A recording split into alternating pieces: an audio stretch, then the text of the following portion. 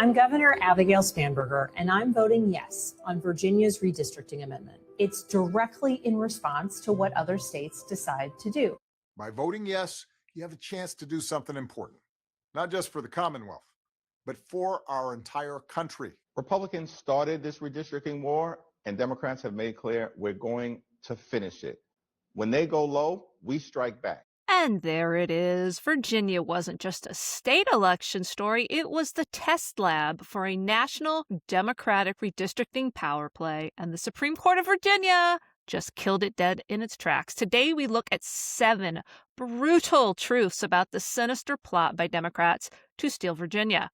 Please stay through to the very end, though, because number 7 is breaking news, and it's very important. It changes everything. Hi, I am Terry. I am a fed-up Gen Xer and a lifelong and ticked-off Virginian who's coming out of the shadows of conservative media to grab the microphone so you and I can talk about what's really going on. Welcome to Smart Girl Politics. All right, let's dive in. Woo! Democrats told Virginians their redistricting scheme was about fairness. We heard a lot about fairness. They said it was about saving democracy, about letting the people decide. But once you follow the money, the timing, the national players, and the court ruling that finally, we think, killed this thing, the truth looks a whole lot different. This was not some innocent little ballot measure. This was the National Democrat Party making a power play in Virginia. It was designed to take map-making power away from the people and the system that we put into place just back in 2020 and hand it over to the Democrats.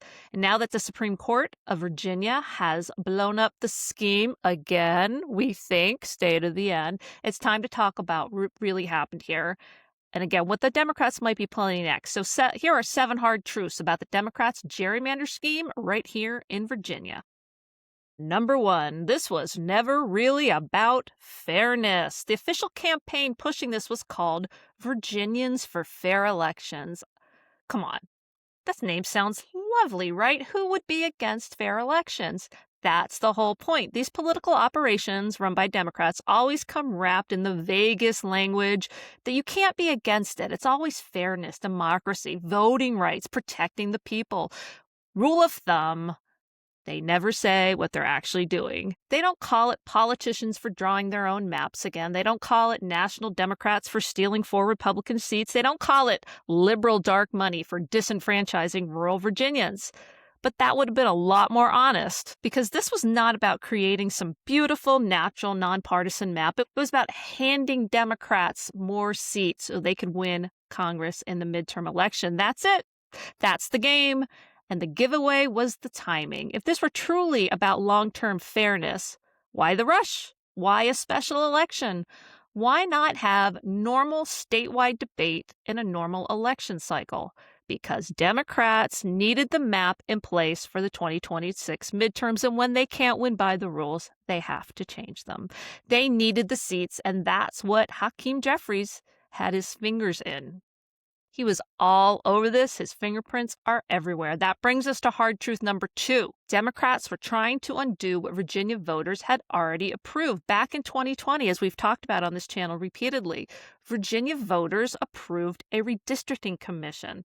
The point was simple. Voters did not want politicians in Richmond drawing the congressional maps. Voters decided they wanted a less political process. They wanted guardrails in place, and that was the bipartisan Redistricting Commission was given the responsibility to draw the boundaries of not just the congressional districts, but the state legislative ones as well. Fast forward to 2026 and really 2025, as we know, this kind of got kicked off late summer and into the fall of 2025. Democrats suddenly decided that system of fairness was inconvenient because, why? The national political environment had changed. Democrats were worried about one thing, their power, and specifically their power in Congress and gaining control of Congress. And suddenly, Virginia looked like a very tempting target. So the same people who constantly lecture the rest of us about protecting democracy tried to take redistricting power away from the process that we voters had approved. They wanted to give it. They were trying to give it right back to politicians. That's not democracy. That's a bait and switch, which we all know. Bait and switch is a specialty of Abigail Spanberger's. And the insult is that they wanted voters to bless it under the banner of fairness. Hard truth number 3, Virginia was being used as a national testing ground. This is where the story gets much bigger than just Virginia and the infamous lobster map. Virginia was not targeted by accident. We were useful to the Democrats. Democrats controlled enough of the machinery in Richmond, and really all of it at this point, to move the amendment forward. The congressional map had enough competitive Republican-held seats to make the payoff enormous. Again, we're talking about their attempts to move it from a 6 Democrat, 5 Republican split to a 10 Democrat, 1 Republican split, thereby stealing 4 seats from Republicans. And the state's constitutional amendment process gave them a pathway to rush this thing, or so they thought, in time for the midterms. Virginia was the perfect lab for Democrats. Blue enough for Democrats to think they could pull it off, competitive enough that the congressional payoff was huge for them, and politically valuable enough that national money, the dark money that we've heard so much about, was willing to flood in. And that's why people like Barack Obama and Hakeem Jeffries got involved and put their faces all over this thing. Obama told Virginians that voting yes mattered not just for the Commonwealth, but for the entire country.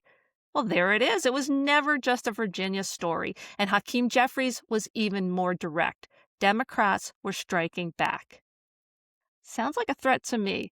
That's not the language of neutral reform. That's the language of political warfare. And honestly, it's much more revealing than those slick vote yes campaign ads ever could be.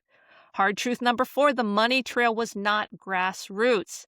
This may be the most important part of the story, except for the last part of the story. So it's all pretty important. Democrats wanted regular Virginians to believe that if this was some sort of organic movement for fair elections, it was anything but. The Vote Yes effort was powered by a massive national money machine. Biggest player was called House Majority Forward, the nonprofit affiliate connected to House Democratic campaign infrastructure. In other words, Hakeem Jeffries.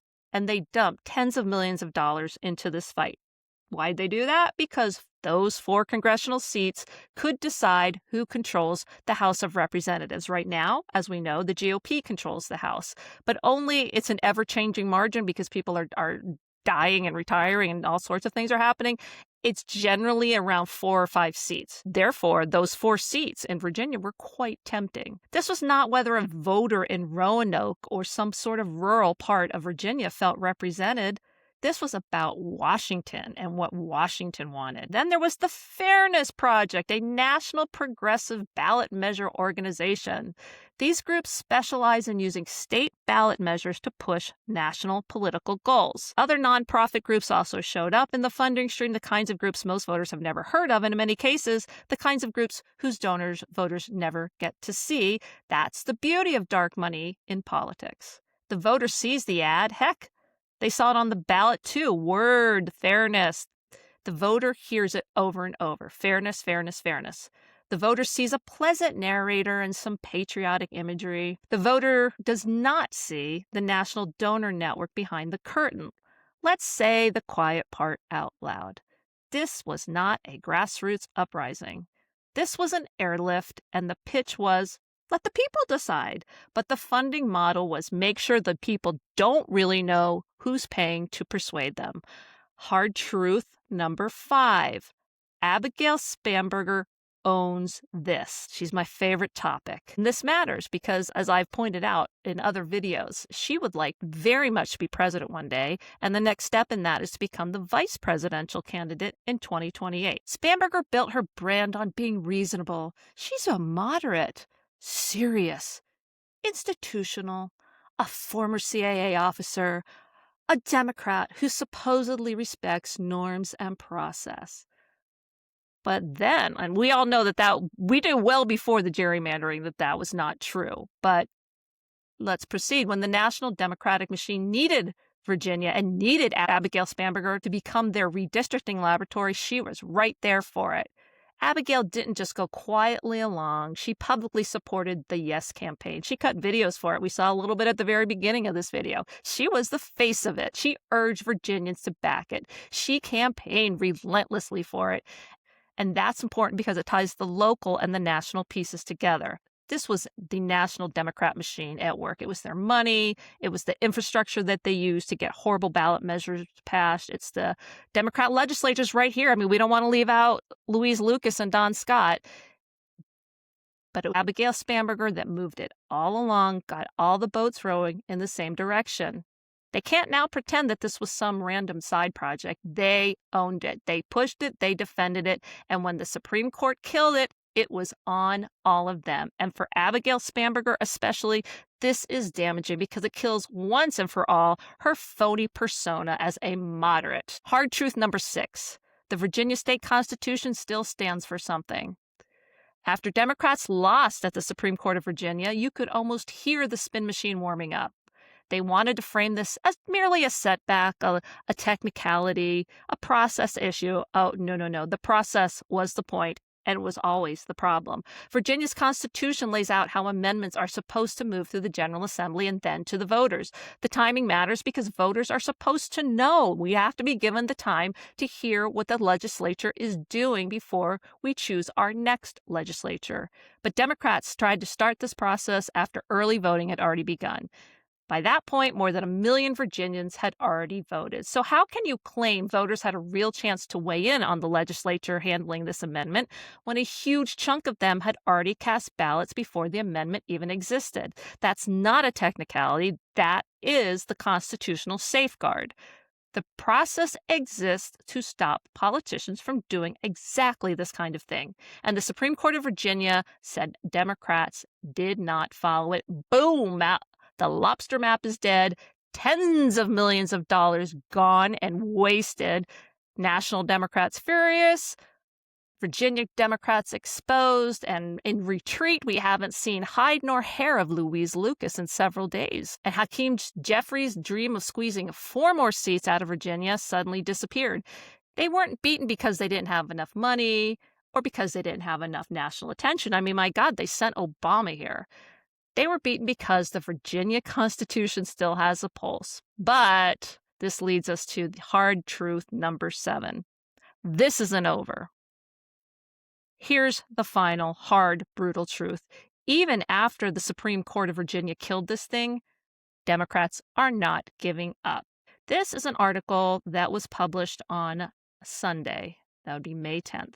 Democrats search desperately for a response after Virginia map is tossed. It goes into how they're struggling to respond, and they had a private discussion on Saturday that included Democratic House members from Virginia and Hakeem Jeffries, the minority leader, and the lawmakers vented anger at their defeat at the Virginia Supreme Court, spoke about a collective determination to continue to at least flip 2 or 3 Republican-held seats and blah, blah, blah. They didn't land on a specific course forward, but they did put forward something really, really bad. Let's look at that. The conversation reflected the desperation and fury that has gripped the party after the state Supreme Court struck down a favorable map. I mean, that's one way of putting it. That had already been ratified, but it's New York Times garbage. The most dramatic idea they discussed this past weekend after Scova's decision, which would involve an unusual gambit to replace the entire state Supreme Court with a goal of reinstating their gerrymandered map. It drew mixed reactions on the call. But I don't know if any of you have been on X or Twitter or social media over the weekend, but this has been talked about quite a bit. The idea would be to get rid of all of them, get rid of all of the Supreme Court justices. And I don't know if it's replace them with friendlies, but whatever it is, the goal is to bring that gerrymandered lobster back. It's highly unlikely, but they're gonna try. And that is the hard truth right there. Number 7, this is not over. This was never really about voters. It wasn't about you. It wasn't about me. It was never about fairness. It was not about protecting democracy. It's about control. They want to control the maps. They want to control the process. They want to control Congress. And when they are stopped because the law says they can't do it, some of them say, why are we following the law? Let's just change it. How do we get around the court is what they're asking right now. One Virginia Democrat congressman, he's my congressman. I have no idea how to pronounce his name. Suha Subramaniam, I mean, I know he's my congressman, but he's a completely irrelevant person in this world, reportedly said that he supported doing whatever was necessary to preserve the map voters approved, including replacing the entire state Supreme Court of Virginia. This is an astonishing thing to stay allowed. This should alarm every voter in the Commonwealth, because if your response to losing in court is to talk about replacing the court, you are not defending democracy. You are threatening it. You're destroying it. So the next time you hear Democrats, such as Barack Obama, Abigail Spanberger, Hakeem Jeffries, talk about fair maps and saving democracy, remember what happened here in Virginia. They tried to undo a redistricting process that voters had already approved. They tried to hand power back to the politicians. They flooded Virginia with dark money. They used soft, friendly, deceptive language to sell a hard partisan power grab. The people behind it should be named, shamed, held accountable. That's all I've got for you today, guys. If you would do me the hugest of favors, could you like, subscribe, but most importantly, comment down below. I want to know what you're thinking about what the Democrats have planned. About the whole thing, but most specifically, do you think they're going to stop here? Do you think there is any merit into this idea that they could replace the entire state Supreme Court of Virginia? That's a big one. So leave me a comment down below. Let me know what's going on in your part of Virginia or your part of the world, your part of America. I want to hear from all of you. Like, subscribe, comment, and of course, always, always be safe out there. And I will see you next time here at Smart Girl Politics. Bye, guys.